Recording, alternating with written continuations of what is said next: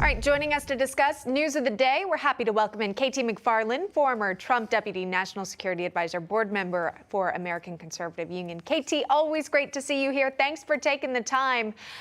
Talk to me about the latest timeline here when it comes to Russia and Ukraine. We've heard the word imminent. We'd heard the words any day now. When do you think there might be an invasion? Do you think so? I don't think there'll be an invasion. I don't think Putin wants an invasion. He wants to get what he wants without having to go to war over it. And what he wants is Ukraine pledging never to go into NATO, and he wants Ukraine back under the wing of Moscow. He wants to call the orders. And there are a lot of things he can do to make that happen short of war. I mean, for example, he can shut down the energy grid in Ukraine. He can hack into the Ukrainian government. They've done that before. He could shut off energy flows to Ukraine. They'll be shivering and in the dark.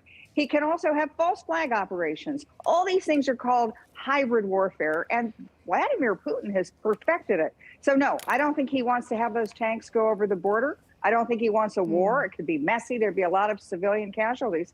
And the problem is that, you know, he was put into that position of having all of the options by Joe Biden. We've seen action from the United States in deploying troops to the region, to Germany and Poland, and then relocating to Romania as well as sending U.S. military aid and equipment. What do these actions from the United States send to Vladimir Putin?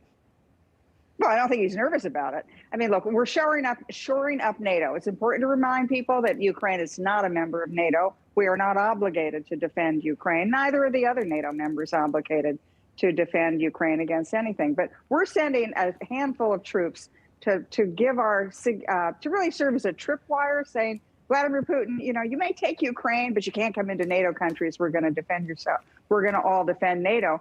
But I think there's something else going on here. I think those troops have been sent in part because they're in a position then to evacuate Americans and others from Ukraine, should it ever come to war.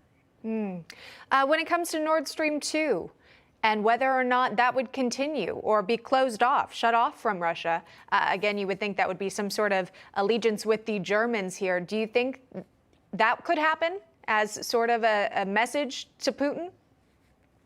Yeah, but Joe Biden can't pull that off. Right. You know, Joe Biden was at the White House and he met with the new German Chancellor Scholz. And President Biden got up and said, well, if Russia has tanks across the border, we're going to shut down that Nord Stream 2 pipeline before it even gets going. And he said, and everybody agrees. And so I looked over at the German Chancellor. What was this expression on his face? It was like, no, we don't.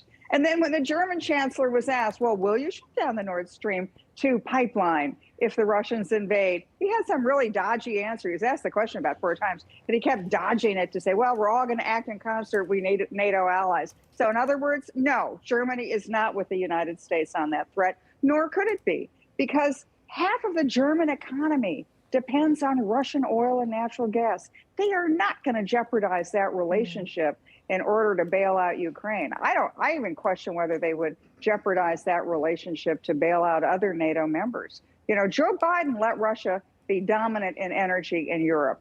And now the result is a rich Russia, a dependent Europe, and an isolated United States. Very interesting. Let's talk about this new report from the U.S. Army that found that both the White House and State Department were too late in reacting to the Taliban's final offensive.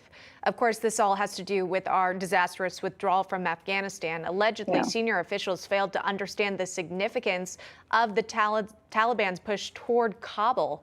What do you make of this report? Is this really new information?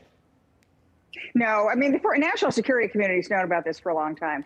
You know, the intelligence community warned that the Afghan government would collapse very quickly. Everybody knew it was going to happen. Even the military knew it was going to happen. Yet the guys in the White House, they're still having briefings and meetings and trying to decide their strategy when they should have been getting Americans out of there. The problem is, and it's the same problem with Afghanistan and now with what's happening in Ukraine. This administration fails to see a step or two down the road. They don't understand the consequences of their actions. The consequence of Afghanistan not only was that we left Americans behind and we look like idiots on the world stage, and it told our allies, you can't trust us, and it told our adversaries, come on, this is your moment. But what it did was, if you note the timeline, that's when Vladimir Putin made his move. After he saw Afghanistan, after he saw Biden give up the U.S. energy industry, that's when Vladimir Putin made its move. Yeah. So true.